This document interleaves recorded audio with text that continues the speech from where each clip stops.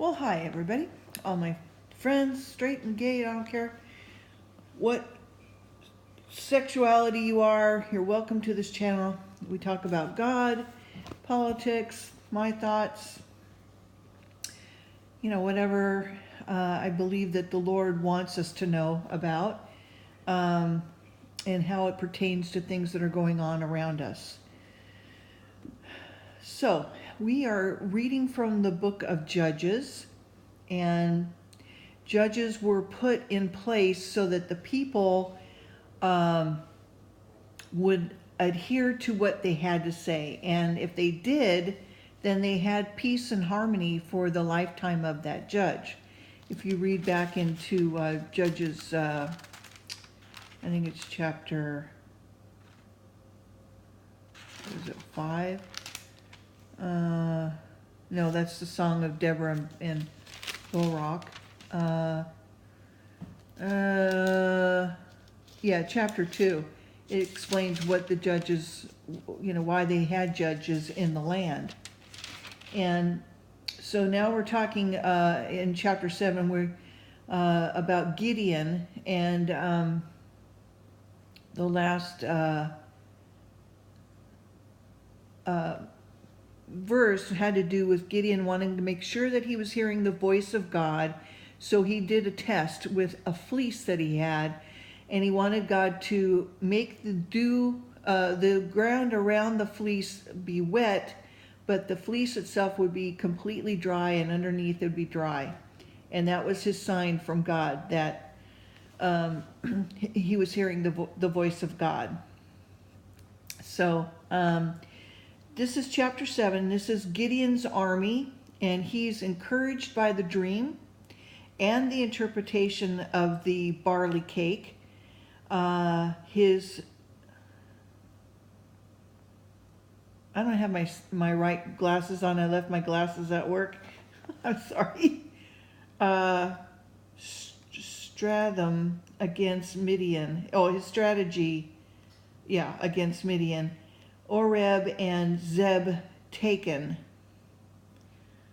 I'm not sure who they are, but okay, so let's go on. Then in Jerubbaal, who is Gideon, and all of the people that were with him, rose up early and pitched beside the well of Herod, and so that the host of the Midianites were on the north side of them, by the hill of Moreh in the valley. And the Lord said unto Gideon, the people that are with thee are too many for me to give the Midianites into their hands, lest Israel vaunt themselves against me, saying, my own hand hath saved me. So having self-confidence is basically what it's talking about. Now therefore go to proclaim in the ears of the people, saying, whosoever is fearful and afraid, let him return and depart early from Mount Gilead. People 20 and 2,000, and there remained 10,000. And the Lord said unto Gideon, the people are yet too many. Bring them down unto the water, and I will try them for thee there. And it shall be that of whom I say unto thee, these shall go with thee. So there was a test for them, of spirit, their life was going to be tested.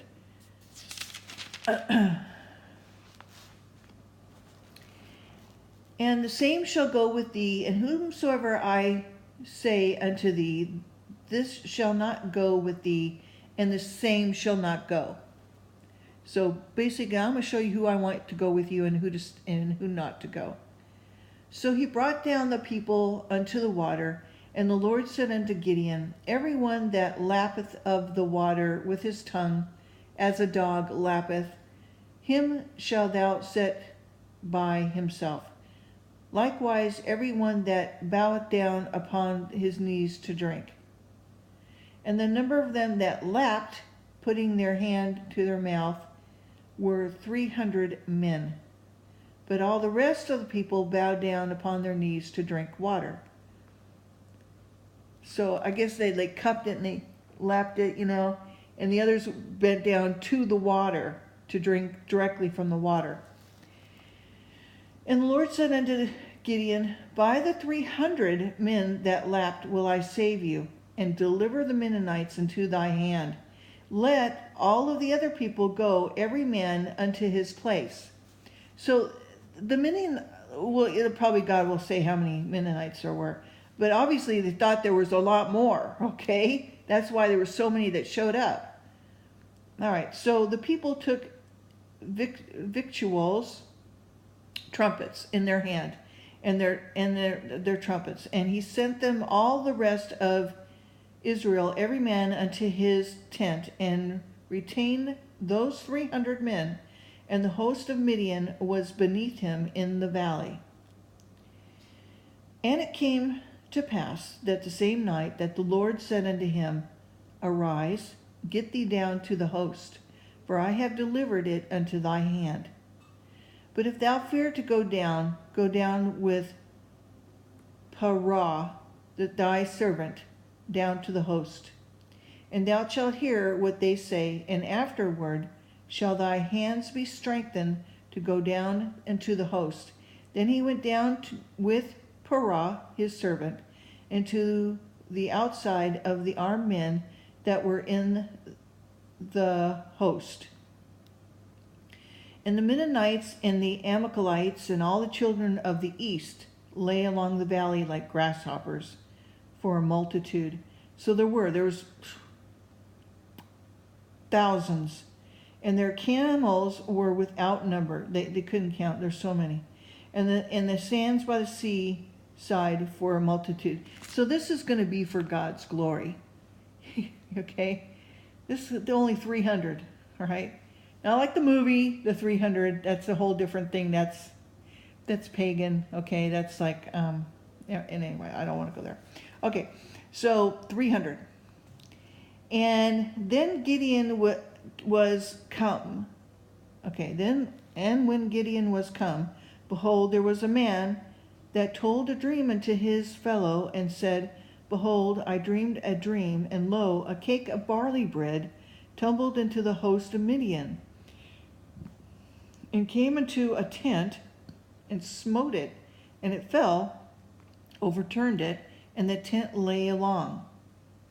And his fellow answered and said, now this is nothing else save the sword of Gideon and the son of Joash, a man of Israel, for into his hand hath God delivered Midian and all of the host. And it was so. And Gideon heard the telling of the dream and the interpretation thereof, and he worshipped and returned unto the host of Israel, and said, arise, for the Lord has delivered unto your hand the host of Midian. And he divided the 300 men into 3 companies. He put a trumpet in every man's hand, with empty pitchers and lamps within the pitchers. And then he said unto them, look unto me, and do likewise. And behold, when I come to the outside of the camp, it shall be that as I do, you shall do also. So follow my example. When I blow a trumpet, I and all that are with me, then blow your trumpets also on every side of the camp, and say, the sword of the Lord and of Gideon. So Gideon and the 100 men that were with him came into the outside of the camp in the beginning of the middle watch. You know how the military has, different watches, periods. Okay, probably in the middle of the night, maybe in the morning. Not sure. Okay, in the middle of the watch. And they had but newly set the watch, and they blew the trumpets and braked the pitchers that were in their hands. It's kind of cool. So then all this light, right? Oh, okay. Anyway, and then the three companies blew the trumpets and broke their pitchers, held the lamps in their left hands, and the trumpet in their right hands to blow withal. And they cried, "The sword of the Lord and of Gideon!" And they stood every man in his place around about the camp, and all the host ran and cried and fled. And the 300 blew the trumpets, and the Lord set every man's sword against his fellow, even throughout all the hosts. And the hosts fled Bethshittah in Zer-Arath, and to the border of Abel Meholah unto Tabbath. And the men of Israel gathered themselves together out of Naphtali, and out of Asher, and out of Manasseh, and pursued after the Midianites. And Gideon sent messengers throughout all Mount Ephraim, and saying, "Come down against the Midianites, and take before them the waters unto Beth Barah and Jordan." And then all of the men of Ephraim,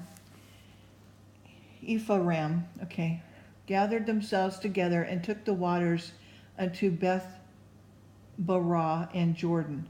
And they took 2 princes of the Midianites, Oreb and Zeeb, and they slew Oreb up on the rock of Oreb, and Zeeb they slew at the winepress of Zeeb, and pursued Midian, and brought the heads of Oreb, Zeeb to Gideon on the other side of Jordan. Well, let's stop there, because that's one heck of a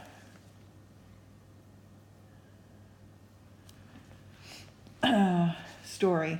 That's actually true. So, isn't the Lord wonderful? I mean, every day, right? That's just, wow, that just blew my mind. See, the Lord does go before you and takes care of everything for you. You just do your part. Everything will fall into place for you. Trust in the Lord, and He will deliver you. Anyway, let's just stop there. I'm almost out of time.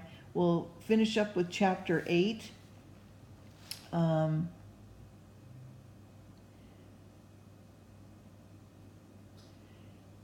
This also talks about how Midian will be totally subdued. Talks about Gideon and idolatry and ingratitude. So we just must keep the Lord first and foremost, and never worship false idols and false gods. All right, take care. Until then, bye.